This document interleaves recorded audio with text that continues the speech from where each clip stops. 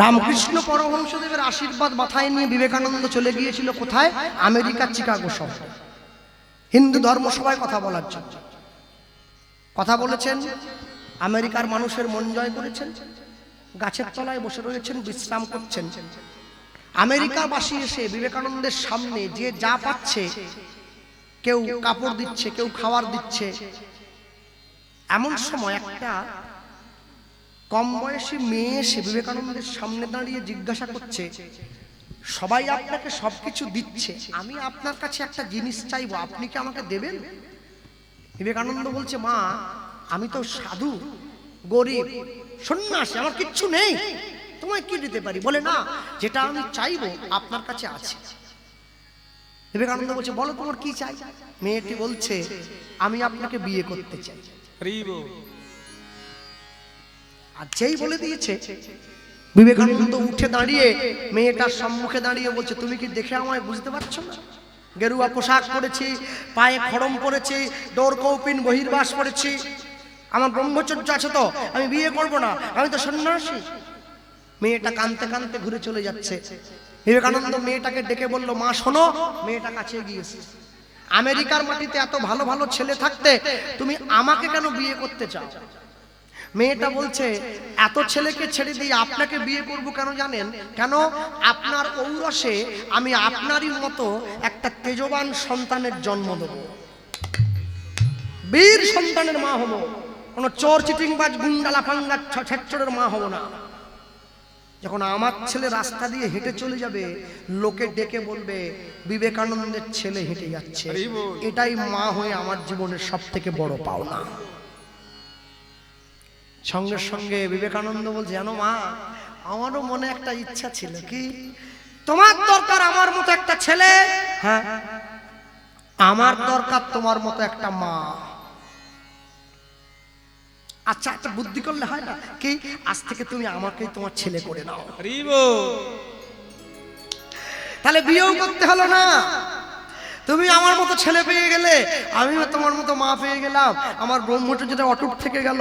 মাকে mother আর্থারের Nobel ভগ্নী নিবেদিতা, ছেলেকে বিবেকানন্দ। দেশের জন্য প্রাণ নিবেদন করে দাও, আজ থেকে তোমার নাম নিবেদিতা। সবার উপরে মানুষ সত্য, দেখো তাহার উপরে নাই। আজ থেকে 539 বৎসর পূর্বে কলিকালের মাটিতে শ্রীকৃষ্ণ চৈতন্য মহাপ্রভুর শুভ আবির্ভাব। মানুষের দরজায়, মানুষের সাজে, মানুষের বেশে ভগবান গিয়ে দাঁড়িয়েছেন। জীব নিত্য কৃষ্ণ দাস ইহা ভুলি গেল, মায়া পিশাচী জীবের গলেতে বান্ধিল। কৃষ্ণ নাম কর জীব, আর সব মিছে, পালাইবার পথ নাই, দেখো জম আছে পিছে। হরিনাম কৃষ্ণ নাম মোদের পারেরও সম্বল, অন্য কোনো নাম ইথে দিতে ধরে নাহি বল। হরি বল, হরি বল। মনে রাখবেন, মানুষ পয়সা দিয়ে অনেক বড় একটা বাড়ি তৈরি করতে পারে, কিন্তু কোনোদিনও শান্তি কিনতে পারবে না। পয়সা দিয়ে বাজার থেকে অনেক দামি একটা বই কিনে আনা যায়, কিন্তু বিদ্যা কোনোদিন কিনতে পাওয়া যায় না। পয়সা দিয়ে বাজার থেকে অনেক দামি দামি খাট পালঙ্ক কিনে আনা যায়, কিন্তু ঘুম কোনোদিন কিনতে পাওয়া যায় না। পয়সা দিয়ে বাজার থেকে অনেক দামি একটা ঘড়ি কিনে হাতে পরা যায়, সময় কোনোদিন কিনতে পাওয়া যায় না। বলছে সোনার ঘড়ি টিক টিক টিক, যা কিছু হইতেছে সবই হইছে ঠিক। জীবন চলিয়া যায় নদীর স্রোতের প্রায়, যে ইহা না বুঝিল তারে ধিক শতধিক। হরিবল।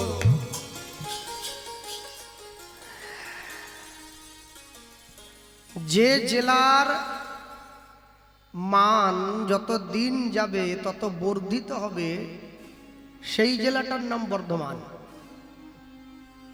নাকি তাই তো? নাকি সেটা পূর্ব হোক চাই পশ্চিম, ভাগ আমরা করলাম আমাদের সুবিধার জন্য। যে জেলার সম্মান দিন দিন যত বাড়বে সেই জেলাটার নাম বর্ধমান। এক কথায় যত সম্মান বর্ধিত হবে জেলাটার নাম বর্ধমান। আর যদি সম্মান নিচের দিকে নেমে যায় তাহলে বর্ধমান আর হবে না, নিম্নমান। নিম্নমান তো বলা সম্ভব নয়, বর্ধমানই বলতে হবে। কারণ আমার কথায় কি আর সরকার জেলার নাম পাল্টাবে নাকি? জেলার সম্মান, জেলার তো হাত পা নেই যে নিজে বাড়িয়ে নেবে। জেলায় যারা বসবাস করে তারা বাড়াবে, তাদের কর্মগুণে জেলার সম্মান বাড়বে। একটা স্কুলে 500 ছেলে মেয়ে লেখাপড়া করছে, একটা ছেলে মাধ্যমিকে 1 থেকে 10-এর মধ্যে নাম্বার পেল।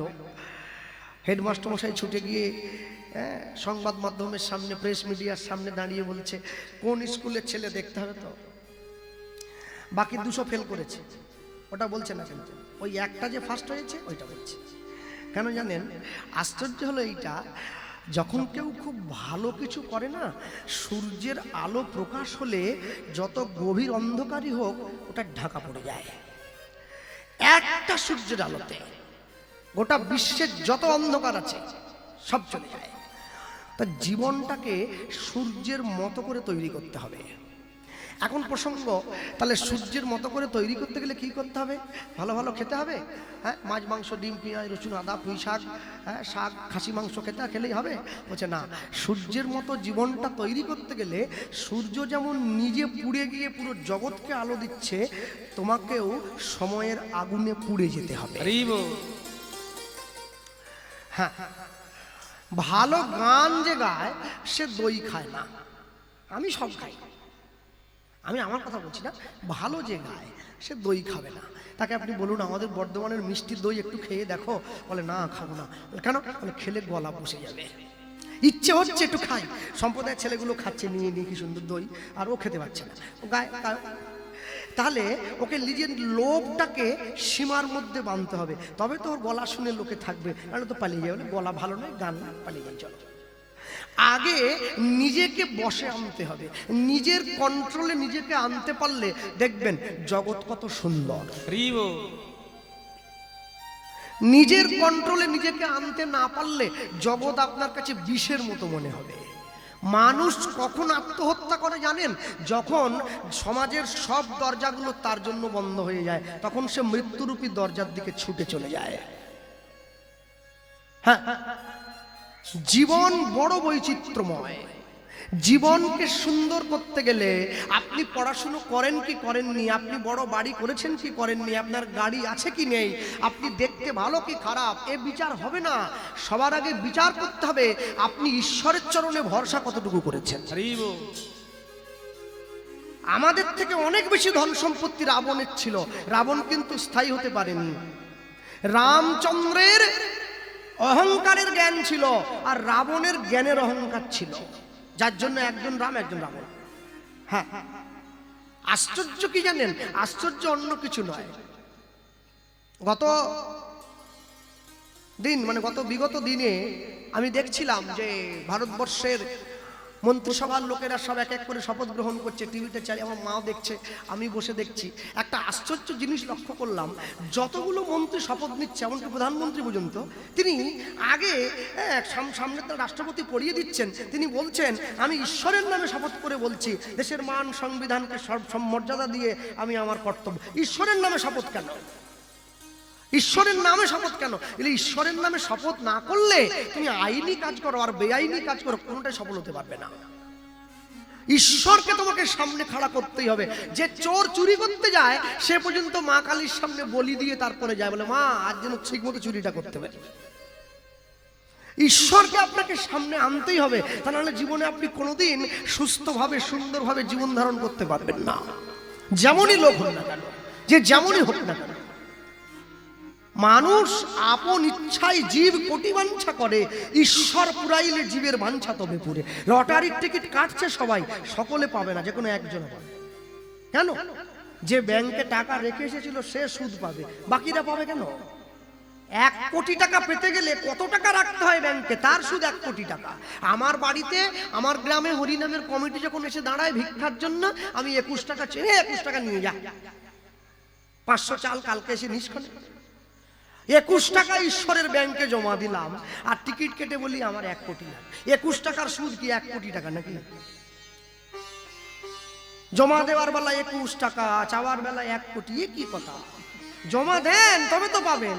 ইহজগতের ব্যাংকে তো অনেক টাকা আছে বুড়ো বয়সে বসে খাওয়ার জন্য, কোনো গ্যারেন্টি নেই বুড়ো পর্যন্ত যাবো কিনা। এখন থেকে বউ ছেলে মেয়ের ভবিষ্যৎ করতে হচ্ছে। মরে যাওয়ার পর পঞ্চায়েতে গেলে একটা ডেথ সার্টিফিকেট দিয়ে দেয়, তোমার বাবা মরে গেছে, তোমার মা মরে গেছে, এনাও নাহলে সব টাকা আটকে যাবে। আর আমি বেঁচে থাকতে থাকতে 5টা ডেথ সার্টিফিকেট কিনেছি, 5টা LIC। আমি বেঁচে থাকলে 20 লাখ, মরে গেলে আমার বউ 40। রোজ একবার করে সকাল আর বিকেল ডেথ সার্টিফিকেট বের করে ধুলো ঝাড়ছি। এই রে গুয়ে খেয়ে গেল নি তো টাকা, বাবা বহু কষ্টের টাকা, রাত জেগে পয়সা সব জমা দিতে হচ্ছে।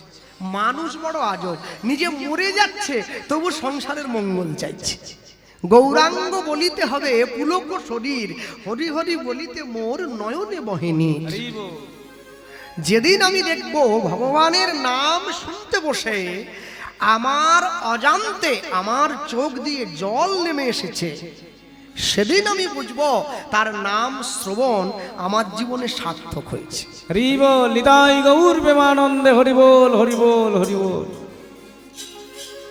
আমি জীবনে যাই কর্ম করি না কেন, আজকে আপনাদের গ্রামের মানুষ যারা জ্ঞানী গুণীজন আছেন, বয়োজ্যেষ্ঠজন আছেন, তারা সকলে মিলে সিদ্ধান্ত নিয়েছেন যে ঠিক আছে, বিগত 2 বছরে গোপাল কৃষ্ণ পালকে 2বার আনা হয়েছে, মাঝে 1 বছর ছাড় দেওয়া হয়েছে, এবছর আরেকবার নিয়ে এসো। তা গ্রামের মানুষ মত দিয়েছে বলে তবে তো কমিটির ছেলেরা ফোন করেছে, নাহলে ফোন করতো না। এখন আশ্চর্যের বিষয় হলো, আমি কীর্তন করলাম 3 ঘন্টা গাইলাম, আপনার দুদিকে দিয়ে দাও ভাই। হ্যাঁ, আমি কীর্তন করে বাড়ি গেলাম, আমি 3 ঘন্টা কীর্তন করছি, আমি দেখছি মানুষ 1 ঘন্টা বসে উঠে চলে যাচ্ছে, বাড়ি গিয়ে শুয়ে পড়ছে। আশ্চর্য কি জানেন, আজকে শোনার শক্তি আছে, ঘরে গিয়ে শুয়ে পড়লেন। এমন একটা দিন আসবে যেদিনকে শুনতে চাইবেন কিন্তু বসে থাকার মতো শক্তি আর থাকবে না। সেদিনকে কি হবে? সেদিনকে কি হবে? আজ যদি এখানে কীর্তন না হয়ে বুদবুদ গ্রামে কোনো সিরিয়াল সিনেমার নায়ক নায়িকা আসতো, এখন সিভিক পুলিশ দিয়ে প্রোটেকশন দিতে হতো, যে ভিড় হয়ে যায়। কিন্তু আজ পর্যন্ত বলতে পারেন সিনেমার নায়ককে দেখার জন্য, সিরিয়ালের নায়িকাকে দেখার জন্য এত মানুষে ছুটে যায়, আজ পর্যন্ত সকালবেলা ঘুম থেকে উঠে কেউ কোনোদিন সিরিয়ালের নায়িকাকে প্রণাম করে কাজে বেরোয়নি, ভগবানের ছবিতে প্রণাম করেছে। তাহলে যে ভগবানের ছবিতে প্রণাম করে মানুষের কাজে যায়, সেই ভগবানের কথা শোনার জন্য গুনে হাতে 50টা লোক আসে। কেন? আসল কথা হচ্ছে প্রণাম করার দরকার করি, কিন্তু ভগবানকে অন্তর থেকে সম্মান আমরা দেই না।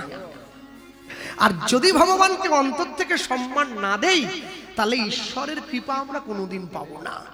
রামকৃষ্ণ পরমহংসদেব বলেছিলেন, ঈশ্বরের মধ্যে সবাই আছে গিরিশ, কিন্তু সবাই ঈশ্বরের মধ্যে নাই।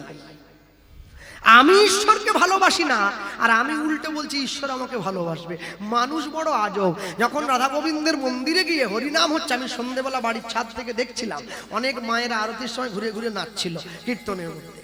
তাহলে আমি যখন ভগবানের আরতিতে নাচি, আমি যখন ভগবানকে পায়ে হাত দিয়ে প্রণাম করি, আমি যখন মন্দিরে গিয়ে মাথা ঠোকাই, আমি তখন মনে মনে চিন্তা করি ভগবান আমার প্রণামটা দেখতে পাচ্ছি, বাবা খুব আনন্দ হলো, ঠাকুর আমার প্রণামটা দেখতে পেল। আর সেই আমি যখন মন্দিরের বাইরে দাঁড়িয়ে বিড়ি খাই, আমি এটা ভুলে যাই ভগবান আমার বিড়ি খাওয়াটাও দেখতে পাচ্ছে। আমার প্রণামটা যেমন ভগবান দেখতে পেল, আমার বিড়ি খাওয়াটাও সে দেখতে পাবে। আমি যদি মন্দির থেকে নেমে কারোর চপ্পলটা পায়ে গলিয়ে নিয়ে ছুটে পালাই, ওটাও দেখতে পেলো যে তুমি মন্দিরে জুতো চুরি করে পালাচ্ছ। তা তুমি প্রণামের ফলটা যেমন পাবে, তুমি যে জুতো চুরি করে পালালে ওর ফলটাও তুমি পাবে। তুমি ভালোটা নেবে, খারাপটা নেবে না তা বললে হয় নাকি? তোমাকে দুটোই নিতে হবে, কিন্তু দুঃখের ফলটা একটু খেতে কঠিন, তো দুঃখটা বেশি মনে পড়ে আর কি। বৈষ্ণব মহাজন লিখছেন, বলো আর কবে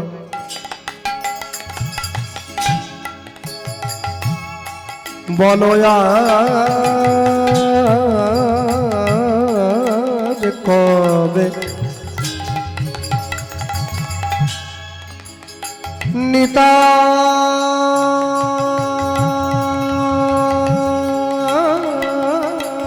চাঁদ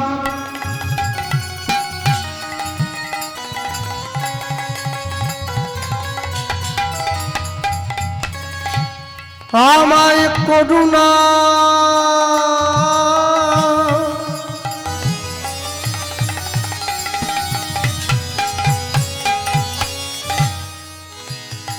করুণা করুণা করুণা করিবে বলো আর কবে নিতাই দয়া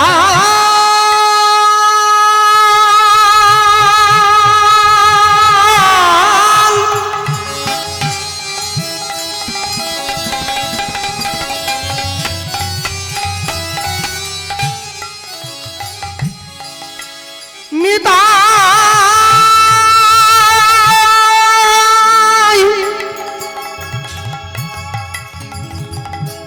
নিতাই আমার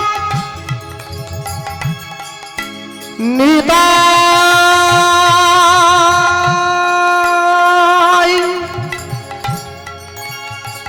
নিতাই আমার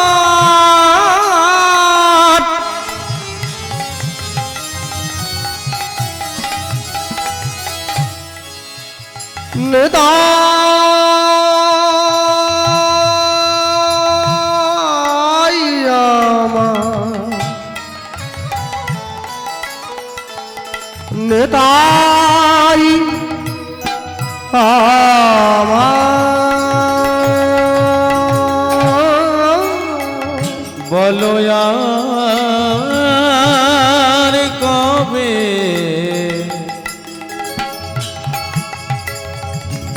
নিতাই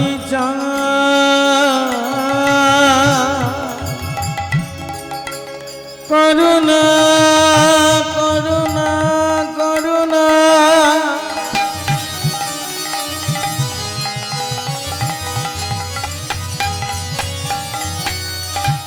করুণা করিবে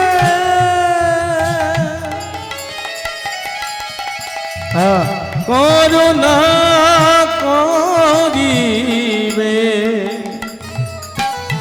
করুণা করিবে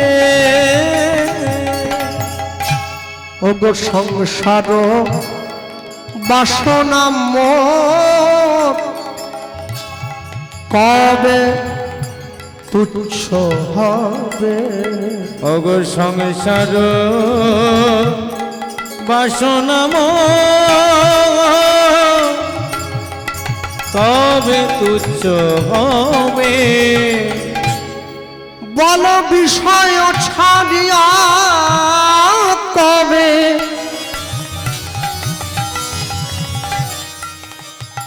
আমার শুদ্ধ হবে মন মন মন কবে হামা হেরব সেই মধুর বৃন্দাবন কবে হাম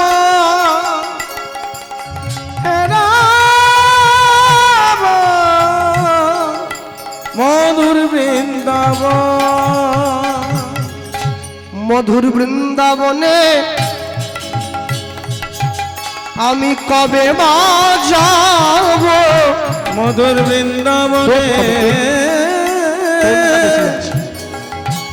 কবে বা যাব মধুর বৃন্দাবনে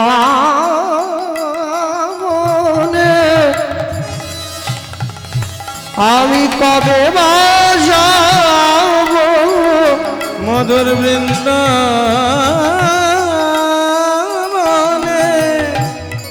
কবে বা যাব সেথা রাধা কৃষ্ণ যুগল চরণ নিরখিব মধুর বৃন্দাবনে কবে বা যাব আমার ভাবে আসা যাওয়া সফল হবে। মধুর বৃন্দাবনে কবে বাজাব, আমি তোমার চরণ নিরখিব। বৃন্দাবনে কবে বাজাব, বলি তোমার চরণ পরশিব। মধুর বৃন্দাবনে কবে বাজাব, আমি দাঁড়ে দাঁড়ে নাম বিলায় দিব। বৃন্দাবনে কবে বাজাব, তোমার চরণ নিরখিব। বৃন্দাবনে কবে বাজাব, দাঁড়ে দাঁড়ে নাম বিলায় দিব। বৃন্দাবনে কবে বাজাব, বলি প্রেমানন্দে হরি বলে।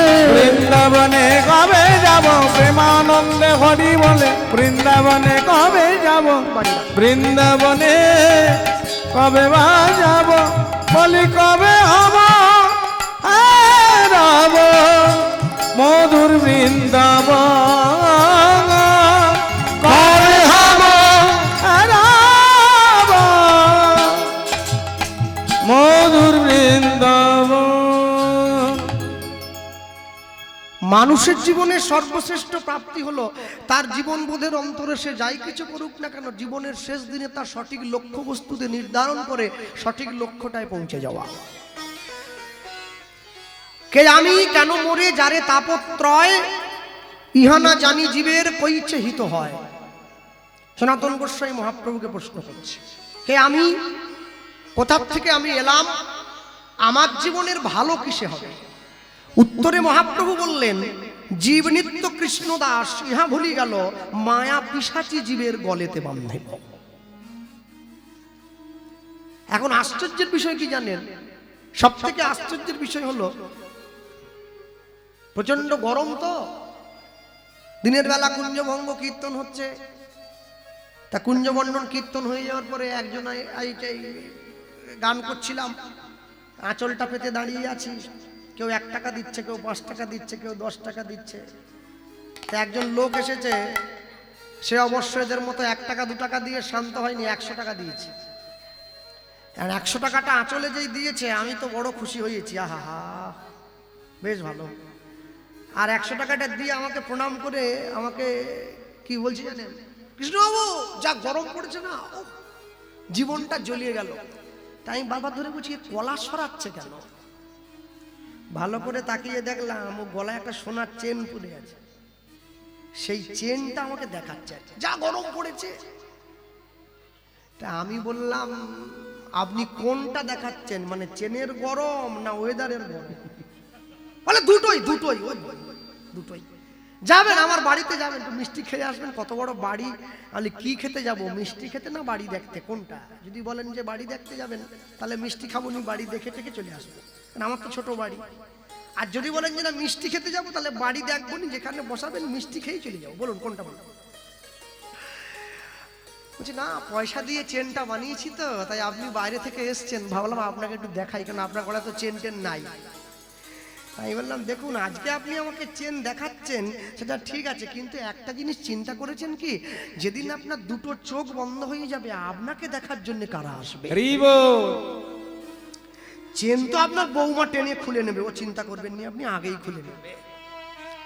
তাহলে আপনাকে দেখতে কারা আসবে? বলে আমাকে দেখতে পাড়ার লোক। আমি ওরা শুধু মুখে একটু দেখতে আসবে, মনে মনে বলবে মরে গেছে, ভালো হয়েছে, যাক আপদ গেছে। কি করতে চাইছেন? আলে কিছু করতে চাইনি। যেদিন প্রথম তুমি এসেছিলে ভবে, তুমি কেঁদেছিলে হেসেছিল সবে, এমন জীবন তুমি করিবে গঠন, যেদিন মরণে হাসিবে তুমি কাঁদিবে ভুবন। এমন একটা জীবন তৈরি করবেন, যেদিনকে আপনি পৃথিবীর থেকে চলে যাওয়ার সময় আপনার চলে যাওয়াটা দেখে মানুষে কাঁদবে, আর আপনি হাসতে হাসতে চলে যাবেন। তবেই তো বুঝবেন আপনি জীবন তৈরি করেছেন। এমনও লোক আছে যে দুপুরবেলা ভাত খেয়ে দিয়ে বিছানায় গিয়ে শুয়েছে, ঘুমের মধ্যে প্রাণটা চলে গেল, এটাও জীবন। আর এমনও লোক আছে যে 10 বছর বিছানায় পড়ে আছে, পায়খানা পেচ্ছাপ করে গায়ে মেখে নিচ্ছে, মরতে চায় কিন্তু মরে না, এটাও জীবন। তাহলে মরে না কেন? বলে কর্মের হিসেব গুনছে, কর্মটা খারাপ করেছে। যে সারা জীবন ধরে উচ্ছে গাছ লাগিয়ে মরার সময় আম চাইলে পাওয়া যায় নাকি? কর্ম তোমার ভালো হলে ভাগ্য তোমার দাসী, হৃদয় তোমার ভালো হলে ঘরেই মথুরা কাশি। তোমাকে ছুটে যাওয়ার দরকার নেই কোথাও, তুমি কাজ ভালো করো, ভালো গাছ লাগাও, ভালো ফল তুমি পাবে। পাড়ার লোকেরা যদি তোমার গাছ থেকে দুই একটা আম পেড়ে নিয়েও যায়, তবু তারা বলবে ওই গাছটা কিন্তু ভালো জাতের ছিল, দেখ আমগুলো কিন্তু মিষ্টি আছে। কাজ আপনি ভালো করে যান, আপনাকে ফলের চিন্তা করার দরকার নেই, ফল আপনি পাবেন। আর যদি কাজ আপনি খারাপ করেন, তাহলে আপনি যত ভালোই চেষ্টা করুন না কেন, ফল কিন্তু আপনার বিরুদ্ধেই যাবে। সবসময় মনে রাখবেন, মিথ্যা দিয়ে, অসত্য দিয়ে, প্রতারণা করে, ঠকবাজি করে, চিটিংবাজি করে সাময়িক জয়লাভ করা যায়, চিরস্থায়ী জয়লাভ হয় না। সত্য আর অসত্যের পক্ষে যখন লড়াই হয়, অসত্যের বাহিনীটা অনেক বড় হয়, সত্যের বাহিনীটা ছোট হয়, কিন্তু দিনের শেষে জয়টা কিন্তু সত্যেরই হয়। মাঝখানে অসত্য কিছুটা হাত পা চাড়া দিয়ে উঠলেও দিন শেষে কিন্তু শেষ হাসিটা সত্যই হাসে, যাওয়ার জায়গা কোথাও নেই। হ্যাঁ, একটা লোক তো কুয়োতে পড়ে গেছে, উপরের লোকটাকে হাত বাড়িয়ে ডাকছে, বন্ধু আমায় বাঁচা, আমি পড়ে গেছি, ডুবে মরে যাব। উপরের লোকটা নিজের কাপড় জামা খুলে যে লোকটা পড়ে গিয়েছিল ওকে বাঁচাবার জন্য ঝাঁপ দিয়ে কুয়োতে পড়েছে। আর যেই কুয়োতে পড়েছে না, যে লোকটা আগে পড়েছিল ওর কাঁধে পা দিয়ে কুয়োর উপরে উঠে এসেছে। এবার নিচের লোকটা বলছে তুই আমাকে তোল, বলে না না, কাজের বেলা কাজই, আর কাজ ফুরলে আমি ওঠার দরকার ছিল, উঠে গেছি, তোকে বাঁচাবো কেন? তখন নিচের লোকটা বলছে, তাহলে তুই কি করে বাড়ি যাবি, তোর পোশাক তো ভিজে গেছে। বলে তুই যে পোশাকটা খুলে রেখেছিলি আমায় বাঁচাবার জন্য, তোরটা পরে বাড়ি চলে যাবো। যে লোকটা কুয়োতে পড়ে গিয়েছিল ওটা হচ্ছে মিথ্যা, সত্য উপর দিয়ে হেঁটে যাচ্ছিল, মিথ্যা হাত বাড়িয়ে ডাকলো আমায় বাঁচা। সত্য নিজের পোশাকটা খুলে বাঁচাবার জন্য কুয়োতে নামলো, মিথ্যা সত্যর ঘাড়ে পা দিয়ে কুয়োর উপরে উঠে চলে এলো। এবারে সত্য নিচ থেকে মিথ্যাকে বলছে কি করে ঘরে যাবি, বলে তোর পোশাকটা তো আছে। মিথ্যা সত্যের পোশাক গায়ে জড়িয়ে বাজারে ঘুরে বেড়াচ্ছে, মানুষ সত্য বলে মিথ্যাটাকে বুকে জড়িয়ে ধরছে। জীবন এত সহজ নয়, জীবন থেকে চাইলেই আপনি ভালো ফল করতে পারেন না। যে মাধ্যমিক পরীক্ষার আগে 10 ঘন্টা পড়ে সে এমনি ফার্স্ট ডিভিশন পাবে, কেন? সে ওটা ডিজার্ভ করে, সে ওটা আশা করে, সে ওটার পক্ষপাতী, ওটা পাবেই, কর্ম ভালো করেছে। আর যেদিন 2 ঘন্টা পড়ে ও 30 পাবে, উপরে উঠতে পারবে না, কেন? ওর যোগ্যতা ওকে ওর উপরে উঠতে দেবে না। ভগবানকে যে ভালোবাসে নিজের মতো করে, ভগবান তার ঘরে বাঁধা থাকে সারা জীবন ভরে। আর আমি তো ভগবানকে নিজের মতো ভালোবাসিনি, পাড়ার লোকের মতো ভালোবেসেছি। আমি শুধুমাত্র প্রসাদ নেওয়ার জন্য মন্দিরে গেছি, প্রসাদ নেব, বাড়ি চলে যাবো, ভগবানের দিকে ঘুরেও তাকাবো না। যে ভগবানকে প্রকৃত ভালোবাসে সে কোনোদিন গ্রামে কীর্তন হয়ে যাওয়ার পরে মন্দিরের বারান্দায় দাঁড়িয়ে সে কোনোদিন তাস খেলবে না। যে ভগবানকে ভালোবাসে সে কোনোদিন নাট মন্দিরে বসে ফ্রি ফায়ার গেম খেলবে না মোবাইল নিয়ে, কারণ সে জানে এটা ভগবানের বসবাসের জায়গা, এটা ফালতু আড্ডা মেরে সময় কাটাবার জায়গা নয়। ভালোবাসা কি বইয়ের পৃষ্ঠায় লেখা থাকে নাকি? অন্তর দিয়ে উপলব্ধি করতে হয়, তবে তো ভালোবাসার মহিমা পাওয়া যায়। তাহলে ভগবানকে ভালোবাসতে গেলে যারা তার ভক্ত হয়েছে তাদেরকে আগে ভালোবাসতে হয়। বৈষ্ণব মহাজন লিখতে গিয়ে লিখেছেন, রূপ রঘুনাথ পদে হইবে আকুতি উলুধ্বনি পদে হইবে আকুতি, রূপ রঘুনাথ পদে হইবে আকুতি, রূপ রঘুনাথ পদে হইবে আকুতি, কবে হাম হেরাব সেই যুগল পীড়িতি, ওই না কবে হাম হেরাব যুগল পীড়িতি, রূপ রঘু না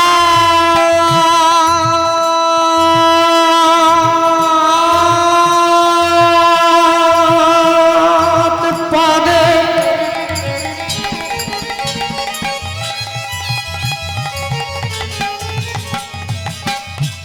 রহু মোদয়াস, রূপ রঘুনাথ পদে রহু মোর আশ প্রার্থনা করয়ে সদাই নরোত্তম দাস প্রার্থনা করায় সদা নরোত্তম দাস।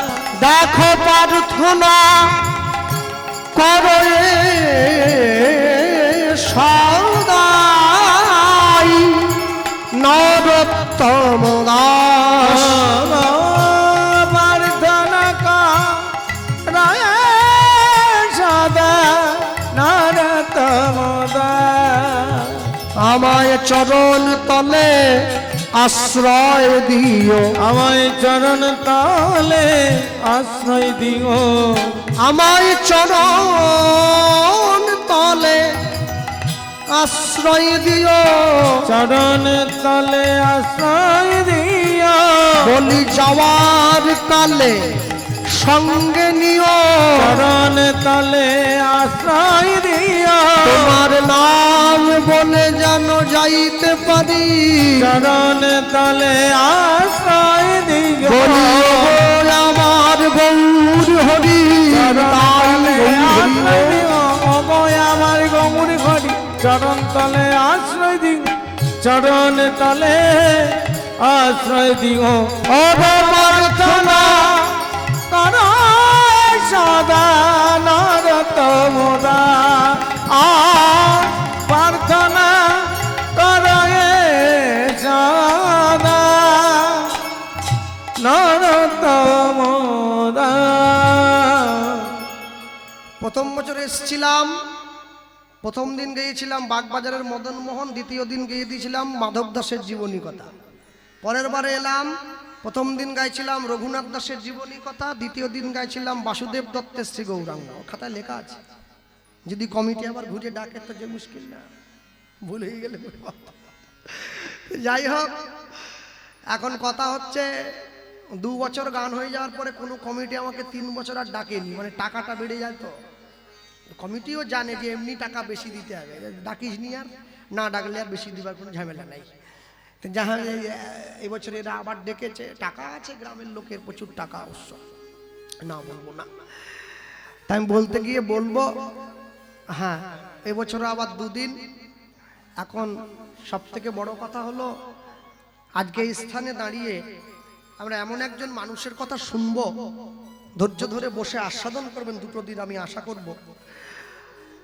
শ্রীকৃষ্ণ চৈতন্য মহাপ্রভুর কথা আমরা সবসময় শুনে থাকি, কিন্তু চৈতন্য মহাপ্রভুর ডান দিকে যে লোকটা দাঁড়িয়ে আছে, নীল রঙের ধুতি পরে, খুব লম্বা, একবার ধপধপে ফর্সা, তাকে আপনারা নিতাই বলে জানেন। হ্যাঁ, চৈতন্য মহাপ্রভুর বড় ভাই বলে যাকে চেনেন আপনারা, নিত্যানন্দ ব্রাহ্মণ। এটা মিশ্র, ওটা বন্দ্যোপাধ্যায়। নিতাই চাঁদের বাবার নাম হচ্ছে মুকুন্দ বন্দ্যোপাধ্যায়, কেউ বলে হাড়াই পণ্ডিত বা হাড়াই ওঝা, আর মায়ের নাম হচ্ছে পদ্মাবতী বন্দ্যোপাধ্যায়, তাদের ছেলে নিত্যানন্দ বন্দ্যোপাধ্যায়। আর চৈতন্য মহাপ্রভুর পিতার নাম হচ্ছে জগন্নাথ মিশ্র, মা সচিরানী মিশ্র, তাদের ছেলে পণ্ডিত নিমাই মিশ্র, এও ব্রাহ্মণ। এখন আশ্চর্য কি, এই যে নিতাই চাঁদ যে দাঁড়িয়ে আছে চৈতন্য মহাপ্রভুর ডান দিকে, বৈষ্ণব মহাজন লিখতে গিয়ে লিখেছেন, যদি নিতাই না আসিত নিমাইকে কি চিনত লোকে? নিতাই যদি না আসতো মহাপ্রভুকে কেউ পেত না। নিতাই চাঁদ হচ্ছে সেই ব্যক্তি, দা অনলি 1%, একমাত্র লোক, যেদিনকে মহাপ্রভুর জন্ম হয়েছে নবদ্বীপের মাটিতে, নিতাই চাঁদ সেদিনই ঘর ছাড়লো, সেদিনই ঘর ছাড়ছে। গোটা বাংলার মাটি পায়ে হেঁটে ঘুরে বেরিয়েছে, গোটা বাংলা। গোটা বাংলা বলতে আমি শুধু পশ্চিম বাংলা বলিনি, বাংলাদেশটাকেও বলতে, তখন একসঙ্গে ছিল তো, পায়ে হেঁটে ঘুরেছে। ঘুরে আসার সময় লক্ষ্য করছে যে দক্ষিণ ভারতে রাতের অন্ধকারে গোপনে একটা সেবা হচ্ছে, রাধাকৃষ্ণের যুগল সেবা, প্রদীপ চালিয়ে। নিতাই চাঁদ মনে মনে চিন্তা করলো, আমার ভাইকে গিয়ে বলতে হবে যাতে এই সেবা বিধিটা গোটা বাংলার মানুষের মধ্যে প্রচার করে দেয়। কবে ঘরে এলো না, যেদিনকে মহাপ্রভু সন্ন্যাস হলো 24 বছর বয়সে, নিতাই চাঁদ সেদিন ঘরে ফিরে এসেছে। 24 বছর সন্ন্যাসী হয়ে ঘুরে বেরিয়েছে। মহাপ্রভুকে এসে বলল, ভাই সব দক্ষিণ ভারতে গোপনে একটা সেবা হচ্ছে, রাধাকৃষ্ণের যুগল সেবা, তুই যা বৃন্দাবন উদ্ধার কর, বৃন্দাবন উদ্ধার করে তারপরে বাংলার মানুষের মধ্যে সেবা বিধিটা ছড়িয়ে দে, তবে তো বাংলার মানুষ রাধাকৃষ্ণকে সেবা করতে শিখবে। এই তবে মহাপ্রভু রূপ সনাতনকে পাঠিয়েছে, তবে বৃন্দাবন উদ্ধার হয়েছে, আর তবে বাংলার মানুষ হরিনাম পেয়েছে। আশ্চর্য কি, মহাপ্রভু যখন দ্বিতীয় বিয়ে করে সন্ন্যাসী হয়ে চলে গেল, সঙ্গে নিতাই চাঁদকেও নিয়ে গিয়েছিল। হ্যাঁ, প্রথম বিয়েটা নিজের ইচ্ছায় করলো লক্ষ্মীপ্রিয়া, দ্বিতীয় বিয়েটা মায়ের ইচ্ছায় করলো। বিয়ে করতে যাওয়ার সময় মায়ের পায়ে হাত দিয়ে প্রণাম করে মহাপ্রভু বলে যাচ্ছে, মা আশীর্বাদ করো, তোমার জন্য দাসী আনতে যাচ্ছি। যখনই মায়ের পায়ে হাত দিয়েছে, সচিমা নিমায়ের মাথায় হাত দিয়েছে, আর যখনই মাথায় হাত দিয়েছে, মহাপ্রভু মায়ের হাতটা ধরে বলছে, ও মা, এতদিন পর্যন্ত কেঁদেছিলাম নদিয়াবাসীর জন্য, আজকে বিয়ে করে তোমার দাসী তোমার চরণে দিয়ে আমি কাঁদবো জগৎবাসীর জন্য। বিয়ে হয়েছে, বিষ্ণুপ্রিয়ার হাতটা সচিমায়ের হাতে ধরিয়ে দিয়েছে, আমা এই রইল তোমার দাসী, এবার আমায় বিদায় দাও, এবার আমি আসি। নিমাই বৌমাকে নিয়ে একটু ফুলসজ্জার ঘরে গিয়ে বস, আমি যুগল দর্শন করি। এই নিয়ে গিয়ে বসিয়েছে। বিষ্ণুপ্রিয়াকে মহাপ্রভু প্রশ্ন করছে, জানো তো বিষ্ণুপ্রিয়া, আজ আমাদের ফুলসজ্জা, তাকিয়ে দেখো একটা পালঙ্ক ফুল দিয়ে সাজিয়ে রাখা আছে। বলে সে তো আছেই। শোনো, মানুষ যেদিন ফুলের উপরে ঘুমায় সেদিন তার ফুলসজ্জা হয়, আর ফুল যেদিন মানুষের উপরে ঘুমায় সেদিন তার অন্তিম সজ্জা হয়। আজ আমাদের ফুলসজ্জা, আমরা ফুল দিয়ে সাজিয়ে রাখা পালঙ্কে ঘুমালাম, আমাদের ফুলসজ্জা হবে। আর যেদিন আমরা চিরঘুমে ঘুমিয়ে থাকবো, ফুলগুলো আমাদের উপরে ঘুমিয়ে থাকবে, আমাদের অন্তিম সজ্জা হবে। আমাকে বলো হরি হরি বল বলে শ্মশান ঘাটে নিয়ে চলে যেতে হবে। বলো তুমি কোনটা চাও? বিষ্ণুপ্রিয়া দেবী আমাদের বাড়ির মা বোনদের মতো এত বোকা নয়, খুব চালাক। সে কি বললো জানো? বলে, জানো স্বামী, আমি কি চাই, আমি ফুলের ওপরে শোবো না, ফুলও আমার ওপরে শোবে না, আমি চাই ফুলটা মালা হয়ে সারা জীবন তোমার গলায় থাকুক। তাহলে আমি দুজনকেই পাবো, তোমাকেও পাবো, ফুলটাকেও পাবো। আমাদের মতো কলির জীবকে উদ্ধার করার জন্য মহাপ্রভু ঘর ছেড়েছে, সঙ্গে নিতাই চাঁদকে হাত ধরে নিয়ে গেছে। কোথায় গেল? পুরীধাম, বৃন্দাবনে আর যায়নি। সমুদ্রের ধারে বসে নিতাই চাঁদকে মহাপ্রভু বলছে, ও দাদা, তুমিও সাধু আমিও সাধু, দুজন যদি সাধু হয়ে যাই, বাংলার মানুষকে হরিনাম বিলাবে কে? নিতাই চাঁদ উঠে কাপড়ের কোঁচা ধরে ছুটে চলে আসছে। আমি তাহলে যাই ভাই? দাঁড়াও, পালিয়ে গেলে হবে না, আমার কথা এখনো শেষ হয়নি। তাহলে বাংলায় ফিরে যাও, একটা বিয়ে করো। হ্যাঁ, 40 বছর বয়সে বিয়ে? 1 লাখ টাকা নিয়ে যারা হরিনাম করে তারা মেয়ে পায়নি, আর আমি বিনা পয়সায় হরিনাম দিই, আমি কি মেয়ে পাবো? আরে শোনো, ভাবছো বসে চলবে কিসে? তুমি ভাববার কে? তোমার ভাবনা, যিনি ভাবছেন তুমি ভাবো তাকে। শুধু বিয়ে করলে হবে না, ছেলে মেয়ের জন্ম দিতে হবে, তবে তো বাংলার লোকে বুঝবে সংসারে থেকেও হরিনাম করা যায়। তা না হলে কি করে লোকে বুঝবে? মহাপ্রভুর আদেশে নিতাই চাঁদ বাংলায় ফিরে আসছে, বাংলার মানুষকে হরিনাম দিয়েছে, বিয়ে করেছে, সংসার করেছে, সন্তানের জন্ম দিয়েছে, তবে তো আমরা কীর্তন গাইতে পাচ্ছি, বসে শুনতে পাচ্ছি। নাহলে পেতাম কোথায়? হরিসভায় দাঁড়িয়ে আস্বাদিত লীলা মাধুর্য, শ্রীপাদ নিত্যানন্দের বিবাহ। আর আমি বলতে গিয়ে সবার আগে বলবো, হাতটা ধরেছে মহাপ্রভু। কার হাত? নিতাই চাঁদের হাত। হাত ধরে কি বললো? তুমি শোনো শোনো শোনো শোনো নিত্যানন্দ।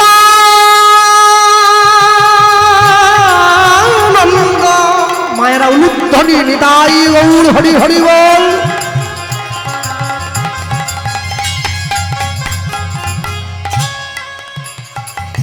দাদা আমার, দাদা আমার, সাউন্ডে প্রেশারটা বাড়াও, সাউন্ড বসে যাচ্ছে। দাদা আমার, দাদা আমার,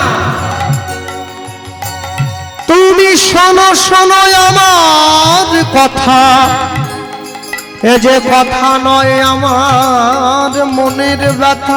শোনো শোনো শোনো শোনো শোনো শোনো নিত্যানন্দ।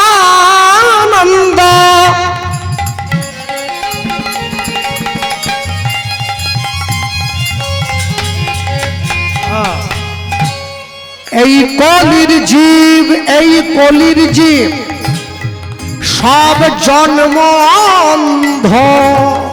শোনো শোনো শোনো শোনো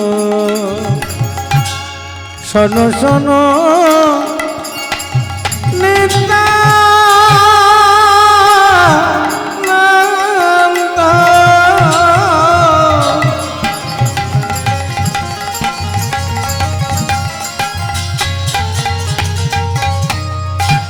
এই কলির যে বাবা সব জনে ও দাদা, বলিলেও মুখে বলিলেও কেউ না লয় কৃষ্ণ নাম। দাদা বলিলেও কেউ না লয় কৃষ্ণ নাম। দাদা বলিলেও না লয় কৃষ্ণ নাম। দাদা বলিলেও না লয় কৃষ্ণ নাম। তুমি প্রতি ঘরে ঘরে যাইয়া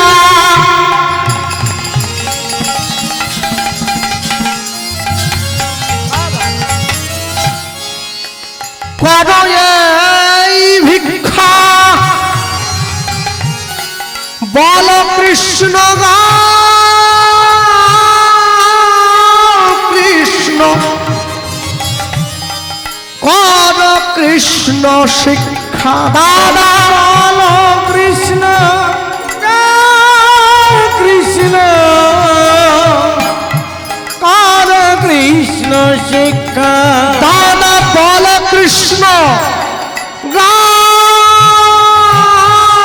কৃষ্ণ, কর কৃষ্ণ শিক্ষা। দাদা বলো কৃষ্ণ কৃষ্ণ কর কৃষ্ণ শিক্ষা। শোনো দাদা, কেউ যেন হরিনামে বাদ না যায়, সবাইকে নাম দেবে। আর শোনো, তেলা মাথায় তেল দেওয়ার দরকার নেই। যে হরিনাম বলে ওকে দেওয়ার দরকার নেই, যে নাম বলে না ওকে আগে দাও। যে খেতে পায় না তাকে আগে খাওয়াও, যে খেতে পায় একটু পরে দিলেও হবে, ও তো পাচ্ছে। যে হরিনাম বলে না তাকে বলানো সব থেকে কঠিন। কারা বলে না? গোস্বামী তুলসীদাসজি লিখছেন, সাকাট সুকাট কুকড়া তিন को जात एक, तीन को वही मिलेगा जही रहेगी अठेक। সাকাট মানে কি? সাকাট মানে হলো যে নিজে হরিনাম বলে না, অপরে বললে তাকে যে বাধা দেয় ওকে বলে সাকাট। সুকাট মানে, সুকাট মানে নিজে তো বলবেই না, অপর যদি কেউ বলে ও তার নামে নিন্দে করবে, একে বলে সুকাট। কুকুড়া মানে যে আন কথায় কুকুরের মতো ঘেউ ঘেউ করে, হরি কথা বলে না, ওকে বলে কুকুড়া। এর তিনটের একই জাত, কোথায় পাবেন? तीन को जात एक, तीन को वही मिलेगा जही रहेगी ठेक। ठेकेर ধারে গেলে লোক পাওয়া যায়। এবার ঠেকটা আপনারা নিজেদের মতো বুঝে নেবেন, ওটা আমি বলবো নি। হ্যাঁ, এই তিন ধরনের লোক সমাজের জন্য সবথেকে ক্ষতিকর। হ্যাঁ, আমার বাবা বলতেন জীবনে কোনোদিন চার ধরনের মানুষের সঙ্গে মিশবে না। কোন কোন চার ধরনের মানুষ? বলছে পরের ঘর ভাঙে যে, নেশা করে যে, চরিত্র খারাপ যার, অপরের নিন্দা করে যে। এই চার ধরনের লোকের থেকে নিজে দূরে থাকবে, নিজের ছেলে মেয়েকে দূরে রাখবে, তুমি সুখী হবে, তোমার সংসার সুখের হবে। এর জন্য বই পড়ার দরকার নেই, আত্মচেতনাকে খোলা রাখো। হ্যাঁ, নিতাই চাঁদ বাংলায় চলে এসেছে ভাই, তাহলে আমি আসি। হ্যাঁ যাও, চলে এসেছে বাংলায়। কোথায় এলো? আপনাদের বর্ধমানের আগে বাঁকুড়া, তারপরে হুগলি। হুগলি জেলার একটা বিখ্যাত জায়গা আছে, জায়গাটার নাম হচ্ছে ব্যান্ডেল। ব্যান্ডেল থেকে 21 কিলোমিটার দূরে একটা গ্রাম আছে যার নাম আদি সপ্তক গ্রাম বা সপ্তক গ্রাম বলে। ওইখানে পতিত পাবনী মা গঙ্গা বয়ে যায়, ওইখানে নিতাই চাঁদ দাঁড়িয়ে আছে গঙ্গার পাড়ে। আর ওই গঙ্গার পাড়ে কার বাড়ি? নিতাই চাঁদের মন্ত্র শিষ্য, যার নাম হচ্ছে উদ্ধারণ দত্তের বাড়ি। উদ্ধারণ দত্ত বিরাট পয়সাওয়ালা লোক, সোনার বেনে। সোনার ব্যবসা করে, নিতাই চাঁদের শিষ্য, কিন্তু গায়ের রংটা কুচকুচে কালো, আমার থেকেও কালো লোক। সকালবেলা ঘুম থেকে উঠে একবারে সরসরে করে সর্ষের তেল মেখেছে, বলো কেমন লাগছে বলো। কালো লোক সর্ষের তেল যদি মাখে, ওরে রে, কালো একবারে খেলছে কোষ্টি বাদরের মতো। গলায় মোটা তুলসীর মালা, লাল গামছাটা পরেছে, মিশে গেছে গায়ের সঙ্গে, কালোর সঙ্গে লাল। হ্যাঁ, এবারে গঙ্গায় চান করতে আসছে। নিতাই চাঁদ দাঁড়িয়ে আছে গঙ্গার পাড়ে, যেইখানে বাঘের ভয় সেইখানে সন্ধ্যা। তাহলে ভক্ত যদি স্নান করতে আসে, ও তো হিন্দি গান গাইবে না, বলতে বলতে আসে। কি বলছে জানো? নিতাই নিতাই নিতাই নিতাই নিত্যানন্দ নাম। দাঁড়িয়ে পড়ো। মায়েরা বসে আছে একভাবে, আহারে কি কষ্ট। একটু হাতটা তুলতে হবে, চলো। যার নাই তোলার দরকার নাই, হ্যাঁ, মায়েরা তো আগে তুলবে। আমার মাকে দেখেছো, হাসি ফুটেছে মুখে। এখন আর 500 না, এখন 1000। হাত যে না তুলবে, আমি যাওয়ার সময় পার্টি অফিসে বলে যাবো লক্ষ্মীর ভান্ডার যে না পাইছে। চলো, হ্যাঁ, বাহ। নিতাই নিতাই নিতাই নিতাই নিত্যানন্দ নাম, গৌর গৌর গৌর গৌর গৌর গুণধাম। নিতাই নিতাই নিতাই নিতাই নিত্যানন্দ নাম, গৌর গৌর গৌর গৌর গৌর গুণধাম। নিতাই নিতাই নিতাই নিতাই নিত্যানন্দ নাম, গৌর গৌর গৌর গৌর গৌর গুণধাম। নিতাই নিতাই নিতাই নিতাই নিত্যানন্দ নাম, গৌর গৌর গৌর গৌর গৌর গুণধাম। নিতাই নিতাই নিতাই নিতাই নিত্যানন্দ, গৌর গৌর গৌর গৌর গৌর গুণধাম। নিতাই নিতাই নিতাই নিতাই নিত্যানন্দ নাম, গৌর গৌর গৌর গৌর গৌর গুণধাম। নিতাই নিতাই হরি হরি বল হরি বল, গৌর গৌর গৌর গৌর গৌর গুণধাম। নিতাই নিতাই নিতাই নিতাই নিত্যানন্দ নাম, গৌর গৌর গৌর গৌর গৌর গুণধাম। অবধূত শ্রী হাত না কি ভোট নাকি, তুলে থাকো। মা অবধূত শ্রী নিত্যানন্দ, জয়তু শ্রী গৌর চন্দ্র উলুধ্বনি। অবধূত শ্রী নিত্যানন্দ, জয়তু শ্রী গৌর চন্দ্র। অবধূত শ্রী নিত্যানন্দ, জয়তু শ্রী গৌর চন্দ্র। নিতাই নিতাই নিতাই নিতাই নিত্যানন্দ নাম, গৌর গৌর গৌর গৌর গৌর গুণধাম। নিতাই নিতাই নিতাই নিতাই নিত্যানন্দ নাম, গৌর গৌর গৌর গৌর গৌর গুণধাম। নিতাই নিতাই নিতাই নিতাই নিত্যানন্দ নাম, নিতাই গৌর হরি বল গৌর গুণধাম। নিতাই নিতাই নিতাই নিতাই নিত্যানন্দ নাম, গৌর গৌর গৌর গৌর গৌর গুণধাম। নিতাই নিতাই নিতাই নিতাই নিত্যানন্দ নাম, গৌর গৌর গৌর গৌর গৌর গুণধাম। শ্রী গুরু নিতাই